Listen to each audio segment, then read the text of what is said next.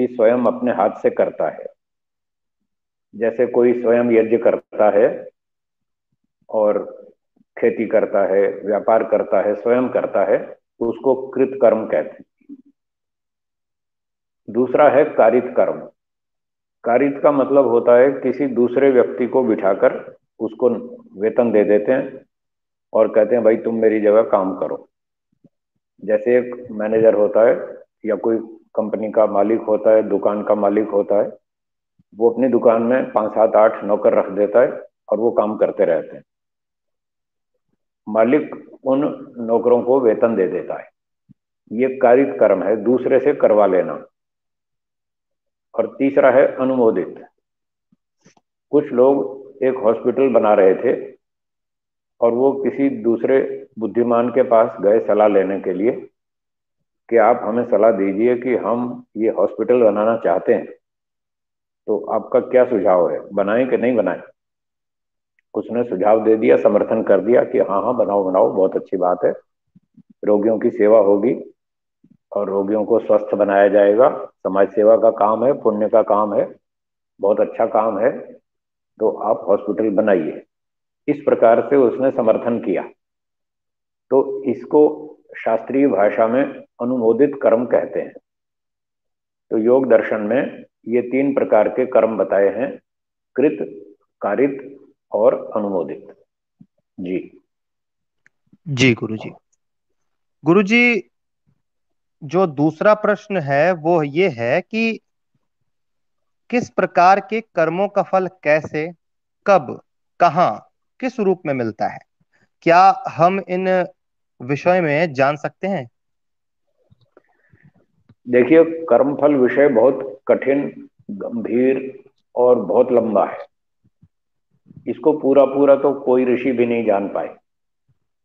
बड़े बड़े ऋषियों ने वेदों का अध्ययन किया, साधनाएं की, तपस्या की, समाधि लगाई, बहुत कुछ जाना, और कुछ कुछ वो बता भी गए, अपने शास्त्रों में लिख भी गए कि कर्मफल की व्यवस्था इस तरह से है। फिर भी अंत में उन्होंने ये कहा कि इसको कोई पूरा नहीं जान सकता, इसको जानना मनुष्यों के लिए असंभव है। तो कब किस कर्म का कहाँ और कैसा फल मिलेगा, इसका ठीक ठीक निर्णय नहीं कर सकते। फिर भी मोटा मोटा जान सकते हैं, समझ सकते हैं। ऋषियों ने बताया कि कुछ कर्मों का फल हमें इस जन्म में मिलता है। ये चर्चा मैं आपको योग दर्शन के आधार पर सुना रहा हूं। योग दर्शन में दूसरा पाद है साधन पाद। उसमें सूत्र संख्या 12 और 13, इन 2 सूत्रों के आधार पर बता रहा हूं। वहां बताया है दृष्ट जन्म वेदनीय और अदृष्ट जन्म वेदनीय। अर्थात कुछ कर्म ऐसे होते हैं जिनका फल हमें इसी जन्म में मिल जाता है, उसको बोलते हैं दृष्ट जन्म वेदनीय कर्माशय। और दूसरा होता है अदृष्ट जन्म वेदनीय कर्माशय। इसका अर्थ होता है कि ऐसे कर्म जिनका फल हमको अगले जन्मों में मिलेगा। दृष्ट मतलब जो दिख रहा है, अदृष्ट मतलब जो नहीं दिख रहा है। जो दिखने वाला वर्तमान जन्म है, इसमें जो फल मिलेगा वो दृष्ट कर्माशय है, दृष्ट फल वेदनीय है। तो कुछ कर्मों का फल हमें यहाँ इसी जन्म में मिल जाता है। जैसे कोई चोरी करते हैं और पकड़े जाते हैं तो उनको जेल हो जाती है। कोई डकैती करते हैं, लूट मार करते हैं, हत्याएं करते हैं, वो पकड़े जाते हैं तो इसी जन्म में उनको जेल हो जाती है, दंड मिल जाता है।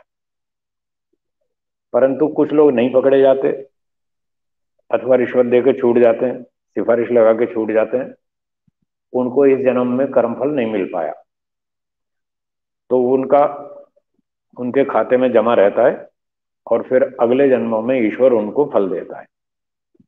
इस प्रकार से यदि यहाँ फल मिल गया तो ठीक है, और नहीं मिला तो आगे मिल जाएगा, ईश्वर दे देगा। यहाँ सरकार ने नहीं दिया, पंचायत ने नहीं दिया, किसी और समाज के अधिकारी ने नहीं दिया, तो फिर ईश्वर देगा, अगले जन्मों में देगा। एक व्यक्ति एक कंपनी में नौकरी करता है, 1 महीना काम करता है, पहली तारीख को उसको तनख्वाह मिल जाती है, तो इसी जन्म में उसने कर्म किया और इसी जन्म में फल मिल गया। एक सैनिक है, वो देश की सीमा पर देश की रक्षा करता है, दुष्टों को रोकता है, और उनको मार देता है, तो देश के लोग उससे सुरक्षित रहते हैं। तो उसको 26 जनवरी को इनाम मिलता है। आपने देखा होगा 26 जनवरी की परेड में राष्ट्रपति जी ऐसे बढ़िया सैनिकों को इनाम देते हैं। तो इस प्रकार से कुछ कर्मों का फल हमको इसी जन्म में यहाँ पर मिल जाता है। और जिन कर्मों का फल यहाँ नहीं मिल पाया, अच्छे भी कर्म किए थे, कुछ बुरे भी किए थे, जो भी किए थे, किसी सैनिक ने बहुत अच्छी सेवा की, हॉस्पिटल में डॉक्टर ने बहुत अच्छी चिकित्सा की, और उसको बस थोड़ा बहुत खाना पीना खर्चा मिलता रहा, बड़ा पूरा फल यहाँ नहीं मिला, तो उसका फल जमा रहेगा और अगले जन्मों में ईश्वर उसको फल दे देगा। तो इस तरह से ये सिद्धांत है। अब किस रूप में मिलता है वो 13वें सूत्र में बताया है कि इस जन्म के कर्मों का फल कहीं धन के रूप में, जो सरकार, राजा और कंपनी के अधिकारी लोग होते हैं वो दे देते हैं वेतन के रूप में, कहीं सम्मान के रूप में, कहीं पुरस्कार के रूप में, कहीं कुछ रूप में। और जो हम व्यायाम करते हैं, इसी जन्म में हमारी आयु बढ़ जाती है, शक्ति बढ़ जाती है, जीवन काल अच्छा हो जाता है, स्वस्थ हो जाता है, व्यक्ति सुखी रहता है। तो ये फल है जो हमें आयु और भोग के रूप में इसी जन्म में मिलता है। और जो कर्म बच गए, जिनका फल इस जन्म में अभी नहीं मिल पाया, उनका फिर अगले जन्म में जाति, आयु और भोग, ये 3 तरह से कर्मों का फल मिलता है। जाति का मतलब है जन्म अर्थात शरीर, मनुष्य, पशु, पक्षी, कीड़ा मकोड़ा, वृक्ष, वनस्पति, समुद्री जीव, जंगली जानवर, शेर, भेड़िया, हाथी, बंदर आदि, ये जाति शब्द का अर्थ है। जाति जन्म से लेकर मृत्यु तक बदलती नहीं है, एक ही रहती है। तो बिल्ली जो बन गई वो मरते दम तक बिल्ली ही रहेगी, बीच में उसको तोड़ मरोड़ के उल्लू नहीं बना सकते, कुत्ता नहीं बना सकते, उस जन्म में तो बिल्ली ही रहेगी। ये है जाति। आयु का मतलब जितना उसको जीने का समय मिला है। बिल्ली 2 साल, 4 साल, 5 साल जिएगी, कुत्ता 10 साल जी लेगा, गाय 15-20 साल जी लेगी, मनुष्य 70-80 साल, 90 साल जी लेगा। तो वो जीने का समय, वो उसकी आयु है। और जो खाना पीना उसके साधन उसको मिलते हैं रहने आदि के, वो सारा भोग कहलाता है। तो अगले जन्म में जो कर्मों का फल मिलेगा वो जाति, आयु, भोग के रूप में मिलेगा। जी। जी गुरु जी। तो गुरु जी फिर क्या जो कुछ कर्म संसार में हो रहा है, जो हुआ हम्म। है और जो होने वाला है, वह सब ईश्वर की इच्छा अनुसार, ईश्वर की ही लीला है, अर्थात ईश्वर ही कर रहा है, जीव नहीं? यह मान्यता ठीक है गुरु जी या फिर गड़बड़ है? नहीं, ये गड़बड़ है। जो कुछ भी हो रहा है वो ईश्वर कर रहा है, ये बात गड़बड़ है। ईश्वर नहीं कर रहा है। अच्छा चलिए, मैं आप ही से पूछता हूँ, आप बताइए, ईश्वर को आप कैसा मानते हैं, अच्छा या बुरा? अच्छा। अच्छा। तो ईश्वर का विचार अच्छा है, उसका उद्देश्य अच्छा है, उसका स्वभाव अच्छा है, वो दयालु है, न्यायकारी है। जो अच्छा व्यक्ति है, क्या वो ये चाहेगा कि दूसरे लोग घोटाले करें, चोरी करें, डकैती करें, हत्या करें, अपहरण करें, बैंक डकैती करें? वो ऐसा नहीं चाहेगा। तो हम्म। जब ईश्वर अच्छा है तो वो अच्छा ही चाहता है, खुद भी अच्छे काम करता है, सृष्टि बनाता है, इसका पालन करता है, और सबके कर्मों का ठीक ठीक हिसाब से फल देता है, न्याय करता है। वो अच्छा है, वो कभी नहीं चाहता कि संसार में कोई व्यक्ति झूठ बोले, चोरी करे, डकैती करे, लूटमार करे, हत्या करे, अपहरण करे, आतंकवादी बने। ईश्वर बिल्कुल नहीं चाहता, और फिर भी हो रहा है। इससे पता चलता है कि ईश्वर नहीं करवा रहा, व्यक्ति कर्म करने में स्वतंत्र है। वो अच्छे भी कर्म करता है, बुरे भी करता है। आत्मा में अच्छे संस्कार भी हैं, बुरे संस्कार भी हैं। जब उसके अच्छे संस्कार जागते हैं तो वो अच्छी योजना बनाता है और अच्छे काम करता है। जब उसके बुरे संस्कार जागते हैं तो वो बुरी योजना बनाता है और बुरे काम करता है। इसलिए जो भी व्यक्ति है आत्मा के रूप में, वो कर्म करने में स्वतंत्र है, अपनी इच्छा से कर्म करता है, और ईश्वर की इच्छा से नहीं करता, ईश्वर के दबाव से नहीं करता। वो स्वतंत्र है। यदि ईश्वर के दबाव से सब लोग काम करें तो सब कर्म करने में परतंत्र हो जाएंगे, और जब परतंत्र हो जाएंगे तो फिर ईश्वर अपनी इच्छा से ही करवाएगा। ईश्वर तो ये चाहता है सब लोग अच्छे काम करें, बुरा काम कोई ना करे। यदि उसकी अधीनता से काम होने लगे तो एक भी बुरा काम नहीं होगा संसार में। सब अच्छे काम होंगे, ईश्वर सबको ब्रेक लगा देगा, बुरा काम नहीं करना। और बुरा कोई करेगा तो उसका हाथ पकड़ लेगा, करने नहीं देगा। पर ऐसा तो नहीं है, यहाँ तो सब उल्टे सीधे काम हो रहे हैं, अच्छे भी हो रहे हैं, बुरे भी हो रहे हैं। इससे पता चलता है कि ईश्वर अपनी इच्छा से काम नहीं करवाता, जीव अपनी स्वतंत्रता से, अपनी इच्छा से कार्य करता है। जी। जी गुरु जी। तो हम्म। इसी कड़ी में गुरु जी अगला जो प्रश्न है तो वो ये है कि कर्मों का कर्ता कौन है? जीव या हम्म। मन या इंद्रियां या शरीर, या जैसा कि आपने बताया ईश्वर तो नहीं है तो कोई अन्य, कौन करता है फिर? देखिए, संसार में कुल मिलाकर तीन वस्तुएं हैं। एक ईश्वर है, दूसरा आत्मा है, और तीसरा प्रकृति, मटेरियल्स, जड़ पदार्थ। सूर्य, हम्म। चंद्रमा, पृथ्वी, तारे, कार, स्कूटर, रेडियो, कंप्यूटर, ये सब जड़ पदार्थ हैं। तो जड़ वस्तु को तो होश ही नहीं है, उसमें कोई ज्ञान नहीं है। वो नहीं जानती अच्छा क्या होता है, बुरा क्या होता है, सुख दुख क्या होता है, उसको कुछ नहीं पता। तो प्रकृति तो जड़ है, वो कुछ नहीं करती। अब प्रकृति से बने हुए जितने पदार्थ हैं वो सब भी जड़ हैं। जैसे बताया, हम्म। स्कूटर, कार, कंप्यूटर आदि, ये सब जड़ पदार्थ हैं, प्रकृति से बने। और शरीर भी प्रकृति से बना है, वो भी जड़ है। मन भी जड़ है, इंद्रियां भी जड़ हैं, बुद्धि भी जड़ है, ये सारी चीजें प्रकृति से बनी है। जब प्रकृति जड़ है तो शरीर, मन, इंद्रियां, बुद्धि, ये सब चीजें भी जड़ हैं। और ये सब चीजें जड़ होने से स्वयं क्रिया नहीं कर सकती। अब बच गए केवल दो चेतन, एक ईश्वर और दूसरा आत्मा। ये दो चेतन है। ईश्वर का तो बता दिया, वो हमसे कोई कर्म करवाता नहीं, क्योंकि हम कर्म करने में स्वतंत्र हैं। तो बस एक ही बचा, आत्मा। हम और आप आत्मा कहलाते हैं, हम स्वतंत्र हैं। हम आत्मा ही अपनी इच्छा से सारे कर्म करते हैं। हर आत्मा के अपने अपने विचार अलग है, अपना अपना ज्ञान अलग है, अपना अपना संस्कार अलग है। इसलिए हर व्यक्ति अपने संस्कार के हिसाब से, अपनी इच्छा और योजना के हिसाब से वो कर्म करता है। ना मन करवाता है, ना इंद्रियां करवाती हैं, ना बुद्धि करवाती है, ना ईश्वर करवाता है, ना कोई और करवाता है। कोई नहीं करवाता, आत्मा स्वयं करता है स्वतंत्रता से। मन, इंद्रियां, शरीर उसके साधन हैं, ये जड़ पदार्थ हैं और आत्मा के अधीन है। जैसे हम स्कूटर चलाते हैं, कार चलाते हैं, जिधर मोड़ेंगे कार उधर मुड़ जाएगी, जिधर मोड़ेंगे स्कूटर उधर मुड़ जाएगी। तो मन, इंद्रियां, शरीर, ये भी स्कूटर कार की तरह से जड़ वस्तुएं हैं। हम इनको जैसे चलाएंगे वैसे चलेंगे। इसलिए सारी जिम्मेदारी आत्मा के ऊपर ही आएगी। तो आत्मा कर्म करने में स्वतंत्र है, वही अपनी इच्छा से कर्म करता है। जी। तो गुरु जी यानी कि कर्म तो हम जीव करेंगे और उसका फल। हाँ बोलिए।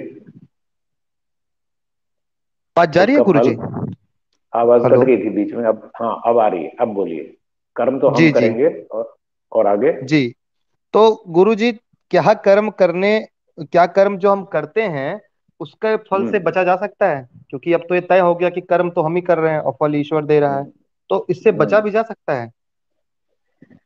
तो इस प्रश्न का उत्तर है कि कर्म के फल से बचना असंभव है। फल से नहीं बच सकते। जब कर्म करेंगे तो फल अवश्य मिलेगा। न उसमें कोई माफी है, न कंसेशन है, न कोई छूट छाट है, न सिफारिश है, न रिश्वत है, न हेरा फेरी है, वहां कुछ नहीं। सीधा न्याय है। कर्म करेंगे तो उसका फल मिलेगा।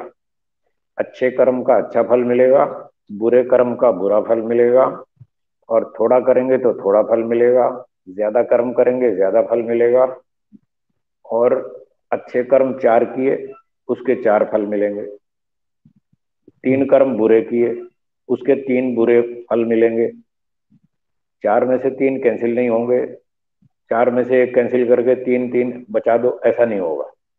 आपने चार अच्छे कर्म किए, तीन बुरे किए, चार और तीन सात कर्म हुए। टोटल सात कर्म हुए तो सात फल मिलेंगे। No cancellation, no concession. कोई छूट छाट नहीं है। फल तो अवश्य ही मिलेगा। अब नहीं मिलेगा, देर में मिलेगा, जब उसका समय आएगा तब मिलेगा। किस कर्म का फल देने का समय कब आएगा वो ईश्वर जानता है, वो हम नहीं जानते। अब लोगों में उतावल होती है कि साहब जल्दी फल मिलना चाहिए, जल्दी मिलना चाहिए। तो ये उतावल जो है, जल्दबाजी, ये मनुष्यों की अपनी तरफ से है। और जब जितनी जल्दी वो फल चाहते हैं उतनी जल्दी मिलता नहीं, इसलिए फिर लोग चिल्लाने लगते हैं कि साहब इतने दिन हो गए अब तक फल ही नहीं मिला, इतना टाइम हो गया अब तक फल ही नहीं मिला। और फिर वो एक आरोप लगाते हैं ईश्वर पर कि ईश्वर के राज्य में देर तो है पर अंधेर नहीं है। यानी ये आरोप लग गया ईश्वर पर कि वो देर में तो देता है और पर देगा तो सही, ठीक से दे देगा। कुछ लोग तो ऐसा मानते हैं, कुछ तो ये मानते हैं पता नहीं देगा भी कि नहीं देगा। ईश्वर पे संशय भी करते हैं कुछ लोग। तो संशय करना गलत है, संशय नहीं करना चाहिए। समय आने पर ईश्वर फल देगा, अवश्य देगा। प्रत्येक कर्म का फल देगा, छोटे से छोटा कर्म हो उसका भी फल देगा, कोई माफी नहीं। बड़ा कर्म है उसका बड़ा फल, छोटे कर्म का छोटा फल। अब क्योंकि हम समय को जानते नहीं कि कब मिलना चाहिए और हम जल्दबाजी करते हैं, इसलिए आरोप लगाते हैं ईश्वर पे। ईश्वर कभी भी देर नहीं करता। जब जिस कर्म का फल देने का समय होता है, ईश्वर ठीक समय पर बराबर फल देता है। कुछ कुछ फल तो तत्काल भी देता है। जैसे एक आदमी ने चोरी की, दुकान में गया चोरी कर लाया। चोरी की योजना बनाते ही दंड शुरू हो जाता है ईश्वर का। वो अंदर से खुद खुद शुरू हो जाती, डर लगने लगता है कि कहीं पकड़ा गया तो, ऐसे मन में शंका हो जाती है। और पकड़ा गया तो पिटाई होगी, जेल भी हो सकती है, बदनामी तो होगी। तो ये सब खतरा उसको शुरू हो जाता है ईश्वर की ओर से। ये देखिए तत्काल दंड है, उसका दंड शुरू हो जाता है। फिर चोरी करके आ गया, पकड़ा नहीं गया, तो भी उसको खटखट बनी रहती है कि कोई बाद में पकड़ ले तो फंस ना जाऊं कभी, ऐसा हो। तो ये दंड तो उसको मिलता ही रहता है। और जब तक वो उसका हिसाब किताब पूरा निपट नहीं जाएगा तब तक वो टेंशन में रहेगा, मैंने चोरी की है, मैंने रिश्वत ली है, मैंने घोटाला किया है, मैंने हेरा फेरी की है। वो ईश्वर का दंड चालू रहता है। और फिर पूरा दंड तो फिर समय आने पर मिलता है। इसलिए समय आने पर दंड मिलेगा, उसमें जल्दबाजी नहीं करनी चाहिए और ईश्वर पे दोष नहीं लगाना चाहिए। और ये भी नहीं समझना चाहिए कि हम फल से बच जाएंगे, बिल्कुल नहीं बचेंगे। पूरा पूरा दंड मिलेगा, बुरे कर्म का बुरा फल और अच्छे कर्म का अच्छा फल। इस पर पूरा विश्वास रखना चाहिए। जी। जी गुरु जी। तो आपने बताया कि जीव कर्म करने में स्वतंत्र है और हम्म। कर्म फल भोगने में प्रतंत्र है, तो ऐसा क्यों है गुरु जी? ये तो ईश्वर की व्यवस्था है, न्याय की व्यवस्था है। विद्यार्थी स्कूल में जाता है परीक्षा देने, और 3 घंटे की परीक्षा है, बोर्ड का एग्जाम है, 12वीं कक्षा की परीक्षा है। 3 घंटे उसको प्रश्न पत्र मिल गया, उत्तर पत्र मिल गया, लो भाई उत्तर लिखो। अब वो 3 घंटे तक उत्तर लिखने में स्वतंत्र है, ये परीक्षा का नियम है। अब वो 3 घंटे में कुछ भी लिखे, परीक्षक उसको नहीं रोक सकता, उसका हाथ नहीं पकड़ सकता, उसको टोक नहीं सकता, उसको बता भी नहीं सकता कि तुम गलत लिख रहे हो, ठीक कर लो, इतना भी नहीं बता सकता। पर जब 3 घंटा पूरा हो जाएगा फिर उसकी आंसर शीट ले ली जाएगी। अब वो कुछ नहीं कर सकता, अब नंबर मिलेंगे। तो परीक्षा का नियम ही है, फल भोगने में परतंत्र है वो। तो जैसा उसने प्रश्नों का उत्तर लिखा है उसी आधार पर उसको नंबर मिलेंगे। तो ये नियम है परीक्षा का। ऐसे ही हम जो संसार में जीवन जी रहे हैं ये भी परीक्षा है। ईश्वर हमारा परीक्षक है, हम परीक्षार्थी हैं, परीक्षा दे रहे हैं। 24 घंटे परीक्षा चलती है, 365 दिन चलती है। ईश्वर 24 घंटे हमको चेक करता रहता है, कहाँ गड़बड़ कर रहा है, कहाँ ठीक कर रहा है। स्कूल की परीक्षा में और ईश्वर की परीक्षा में इतनी समानता है कि कर्म करने में हम भी स्वतंत्र हैं और वो विद्यार्थी भी स्वतंत्र है।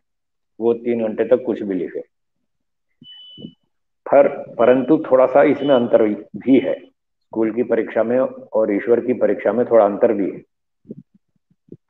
अंतर यह है कि स्कूल की परीक्षा में परीक्षक यदि खड़ा होकर पढ़ने लग जाए कि ये विद्यार्थी क्या लिख रहा है, और परीक्षक ने देख लिया कि ये गलत उत्तर लिख रहा है, उसके बाद भी परीक्षक उसको रोकता नहीं, बताता नहीं है कि तुम गलत लिख रहे हो, ठीक कर लो, ये नहीं बताएगा। वहां का नियम ऐसा है। ईश्वर की परीक्षा का नियम यह है कि वो गलती करते समय भी बताता है। सबके मन में भय शंका लज्जा उत्पन्न करता है। जब कोई व्यक्ति गलत काम करेगा तो ईश्वर उसके मन में सूचना देता है कि ये गलत है, मत करो। उसको डर लगता है, डाउट होता है कहीं पकड़ा गया तो। ये अंतर है। तो ईश्वर तत्काल भी हमको हर समय 24 घंटे सावधान करता है, उसके बाद भी हम स्वतंत्र हैं, उसकी सूचना पर ध्यान देवें या ना देवें, फिर हमारी मर्जी। उसका काम यहाँ तक सीमित है, सूचना दे दी, ये काम गलत है, मत करो, वरना इसका दंड मिलेगा। अब जिस व्यक्ति के संस्कार खराब हैं, बुरे संस्कार हैं, ज्यादा ही बुरे हैं, वो ज्यादा ही बदतमीज है, अड़ियल है, हठी है, अभिमानी है, वो ईश्वर की बात नहीं सुनता और वो अपनी मनमानी कर लेता है और उल्टे सीधे काम करता रहता है। तो फिर बाद में ईश्वर उसको दंड देगा, वो छोड़ेगा नहीं।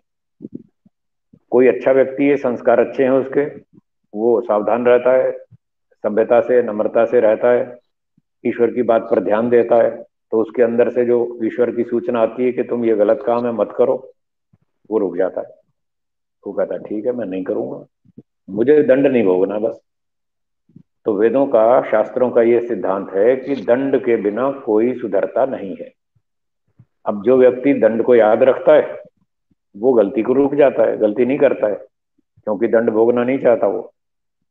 और जो लापरवाह होता है, असभ्य होता है, और उसको दंड को ध्यान में नहीं रखता, भूल जाता है और यूं उड़ा देता है हवा में, किसने देखा है कल क्या होगा, किसने देखा अगला जन्म, ये सब फालतू बातें छोड़ो ना। ना खाओ पियो मजा करो, लूटो, डकैती करो, जो मर्जी करो, कोई फर्क नहीं पड़ता। इस तरह से सोचकर बोलकर जो उड़ा देता है बात को, ईश्वर की बात को ध्यान नहीं देता, वो असभ्यता के काम करता रहता है और बाद में फिर दंड भोगता है। तो ये व्यवस्था है, दंड से बच नहीं सकते किसी भी तरह से, वो समय आने पर भोगना ही पड़ेगा फल। जी। जी, एक बार मैं दर्शकों से पुनः फिर निवेदन करूंगा कि इस लाइव को शेयर कर दीजिए, क्योंकि आज विषय बहुत महत्वपूर्ण चल रहा है। तो गुरु जी, इतना सुनने के बाद भी एक हम्म। आम व्यक्ति में एक फिर से ये प्रश्न आता है कि फिर कर्मों का फल कब मिलता है? तो जैसा बताया था, मैं फिर दोहरा देता हूँ, कुछ कर्मों का फल इसी जन्म में मिलता है, और कुछ कर्मों का फल अगले जन्मों में मिलता है, कुछ कर्मों का फल दूसरे में, तीसरे में, चौथे में, पांचवें में, 10वें जन्म में, और कुछ कर्म ऐसे हैं जिनका फल मोक्ष में मिलता है। दो प्रकार के एक अलग दृष्टिकोण से कर्म बताए जाते हैं, एक सकाम कर्म हम्म। और दूसरे निष्काम कर्म। सकाम कर्मों का फल वो था जाति आयु भोग, वो तो हमें संसार में मिल जाता है। लेकिन जो निष्काम कर्म होते हैं उनका फल मोक्ष में मिलता है। तो जो मोक्ष प्राप्ति की भावना से कर्म करता है उसको निष्काम कर्म कहते हैं। फल की भावना तो सदा रहेगी, बिना फल की इच्छा के कोई कर्म कर ही नहीं सकता। जब भी कोई व्यक्ति कर्म करेगा, मन में कुछ ना कुछ तो इच्छा रहेगी कि मैं जो कर्म कर रहा हूं इसके बदले में मुझे या तो धन मिले, सम्मान मिले, प्रतिष्ठा मिले, कोई पद मिले, कोई प्रसिद्धि मिले, कोई मेडल मिले, या फिर मोक्ष मिले, कुछ तो मिलना चाहिए ना। ऐसे कुछ भी नहीं मिलेगा तो मैं काम क्यों करूंगा, फालतू थोड़ी बैठा हूं। कोई फालतू में काम नहीं करता है, वो काम करने से पहले ये सोचता है मुझे इसके बदले में क्या मिलेगा। अब हर एक की रुचि अपनी अलग अलग होती है। किसी को मोक्ष की इच्छा है तो वो मोक्ष के उद्देश्य से काम करता है, सेवा करता है, प्रचार करता है, विद्या पढ़ाता है, परोपकार के काम करता है, दान देता है। तो जो इस मोक्ष प्राप्ति की भावना से कर्म करता है उसको मोक्ष में फल मिलता है, आनंद मिलता है ईश्वर का, उसका वो फल है। और जो धन सम्मान की इच्छा से करता है कि मुझे धन चाहिए, सम्मान चाहिए, पद प्रतिष्ठा चाहिए, मैं इसका सुख लेना चाहता हूँ, संसार का सुख लेना चाहता हूँ, उसको सकाम कर्म कहते हैं। तो जो इस भावना से करता है उसको ईश्वर यही फल दे देता है। वो कहता है जी ठीक है, मुझे अगला जन्म चाहिए, बढ़िया चाहिए, ईश्वर का तल लो, जैसा चाहिए वैसा लो। मोक्ष चाहिए तो मोक्ष देंगे, संसार का सुख चाहिए वो देंगे। अब ये तो हर एक की अपनी अपनी समझ है, जिसको जैसा ठीक लगता है वो उस तरह से काम करता है और उस भावना से करता है, फिर ईश्वर उसको वैसा फल देता है। तो ये सकाम और निष्काम का अंतर भी समझ लेना चाहिए। सांसारिक सुख उद्देश्य से जो कर्म किया जाता है वो सकाम है, मोक्ष के सुख की प्राप्ति के उद्देश्य से जो किया जाता है वो निष्काम है। तो इस प्रकार से कुछ कर्मों का फल हमको यही मिल जाएगा इसी जन्म में, और कुछ का फल हमको अगले जन्मों में मिलेगा, दूसरे, तीसरे, पांचवें, 10वें जन्म में, जब उसका समय आएगा। और बचे हुए निष्काम कर्मों का फल मोक्ष में मिलेगा। जी।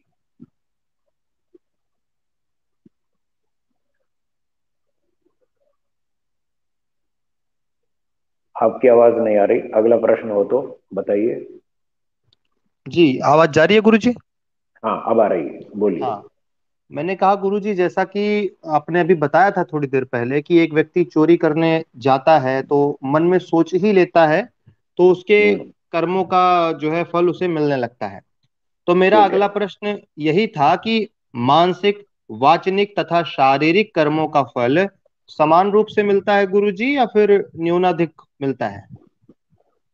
हाँ, मानसिक, वाचनिक और शारीरिक कर्म जो होते हैं, इनका फल अलग अलग प्रकार का होता है, कम अधिक होता है, एक जैसा नहीं होता। एक व्यक्ति मन में सोचता है कि मैं चोरी कर लूंगा, आज शाम को दुकान में जाऊंगा 7 बजे, दुकानदार की नजर बचा के आज फलानी सी वस्तु चुरा के लाऊंगा, ऐसा मन में योजना बना लिया उसने। तो ये मानसिक कर्म हो गया, इसका अब उसको दंड मिलेगा। पर उसने बताया नहीं किसी को, वाणी से नहीं बताया कि मैं चोरी करूंगा, सिर्फ उसको ही पता है और किसी को नहीं पता। या तो ईश्वर को पता है, वो तो हमारे अंदर बैठा ही है, वो जानता है, और वो व्यक्ति जानता है जिसने योजना बनाई मानसिक कर्म की।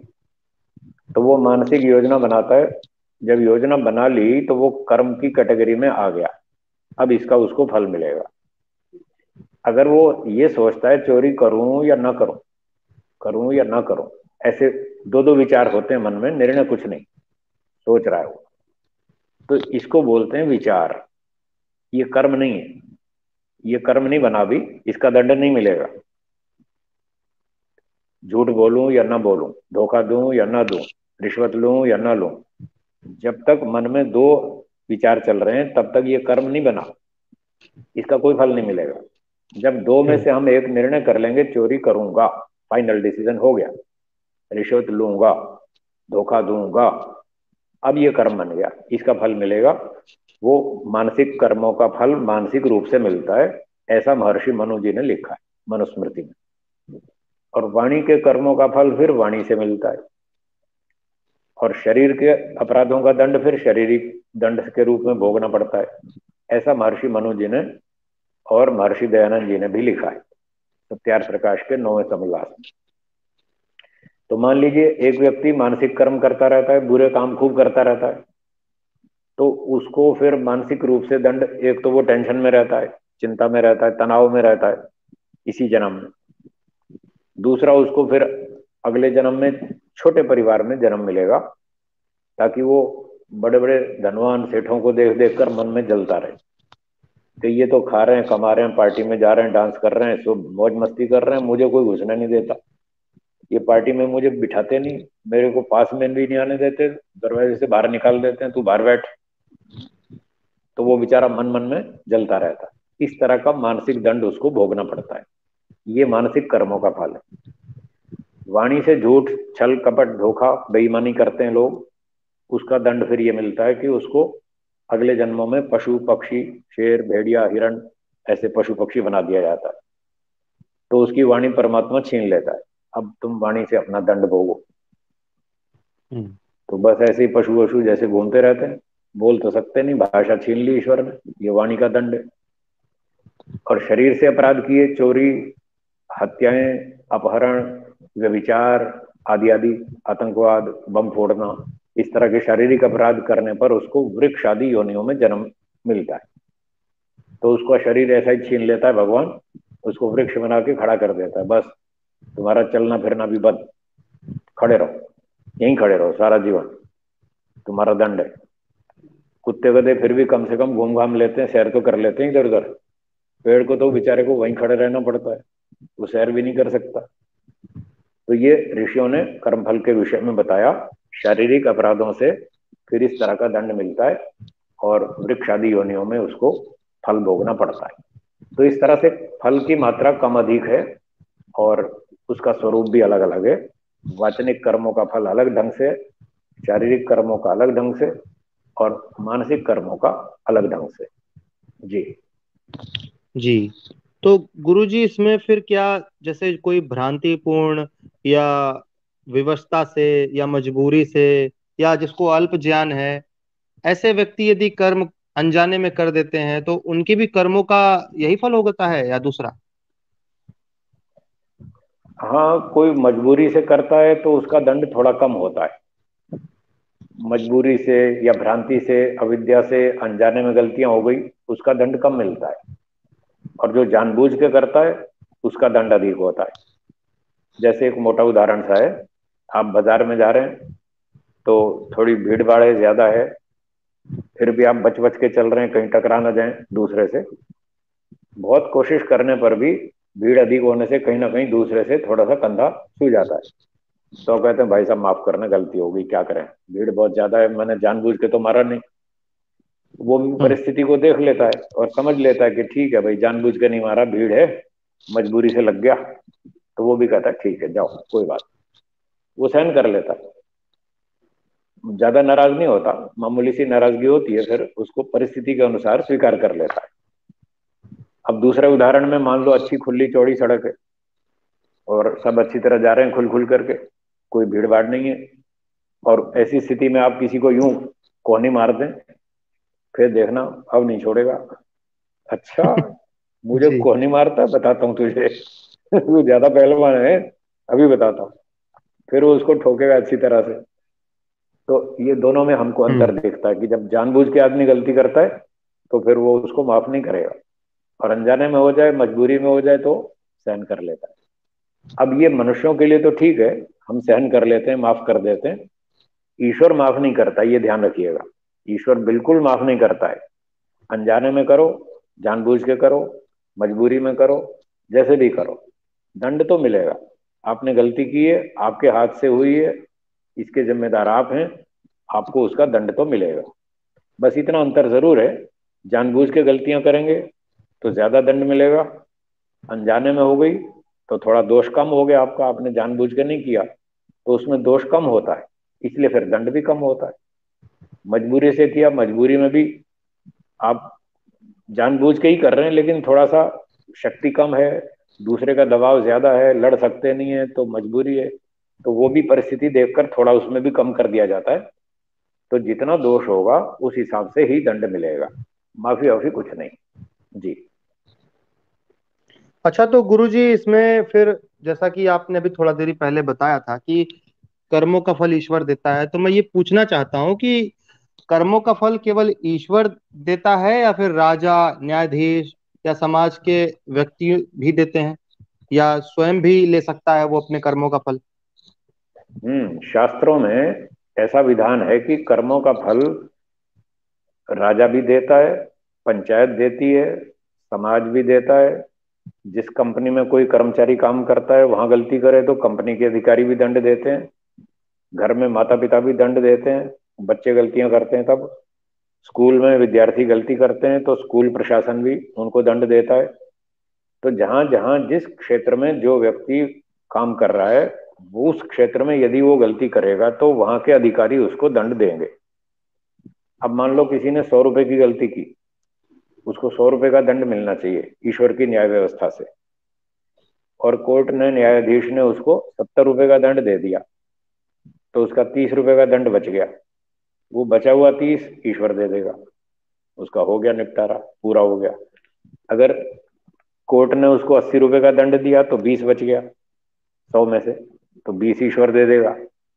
अगर कोर्ट ने उसको 100 का 100 पूरा दे दिया तो बात खत्म हो गई, फिर ईश्वर कुछ नहीं देगा। और अगर वो बचा गया, 10 रुपए रिश्वत देकर के ही जान छूट गई उसकी, तो अभी 90 रुपए दंड तो बचा ही हुआ है उसका, या जितना भी बचा हुआ है वो फिर ईश्वर उसको पूरा दंड देगा। और जो 10 रुपए रिश्वत दी तो उसने, रिश्वत वाले ने भी अपराध किया, उसको भी दंड मिलेगा, तुमने रिश्वत क्यों ली, तुमको यहाँ रिश्वत लेने के लिए नहीं बिठाया, न्याय करने के लिए बिठाया, जो अपराधी है उसको दंड दो, इसी बात का तुम्हें वेतन दिया जाता है। तो समाज के लोग जो जो अधिकारी ईश्वर ने बना रखे हैं, वेदों में उनको छूट दे रखी है कि अपने अपने अधिकार क्षेत्र में अपराधियों को दंडित करो, उनको अनुशासित करो, ताकि वो समाज में अव्यवस्था न फैलाएं। जैसे बताया था, दंड के बिना कोई सुधरता नहीं, इसलिए दंड का विधान किया हुआ है। तो ये सारे लोग दंड देते हैं जिन जिन को ईश्वर ने अधिकार दिया है।